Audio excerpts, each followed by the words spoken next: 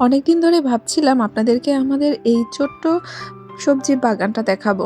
বাগানটা তৈরি করেছে আমার মা এবং এটার পরিচর্যা কিন্তু আমার মাই করে। এখানে হচ্ছে যে লাল পুঁইশাক, এই লাল পুঁইশাক খেতে কিন্তু দারুণ লাগে, তাই না? পাতাগুলো কিন্তু অনেক বড় হয়েছে মাশাআল্লাহ। আর এখানে যে করলা গাছ এবং ফুলও কিন্তু চলে এসেছে। ভিডিওটা বেশ কয়েকদিন আগেরই ধারণ করা এবং এতদিনে কিন্তু করলা হয়েও গিয়েছে। আর এখানে বেশ কয়েক রকমের মরিচ গাছ রয়েছে, ডাঁটা শাক রয়েছে, এটা হচ্ছে কুমড়োর গাছ। তারপরে এখানে রয়েছে হচ্ছে এই যে বরবটি গাছ। এই বরবটি গাছগুলো কিন্তু ছোট থাকতেই বরবটি ধরে এবং উপরে কিন্তু আরও পুঁইশাক রয়েছে। তারপরে ওই যে দূরে দেখা যাচ্ছে আমার ছোট্ট একটা গোলাপ ফুল গাছ, গোলাপ ফুল ধরেছে। এখানে পুদিনা পাতা গাছ রয়েছে।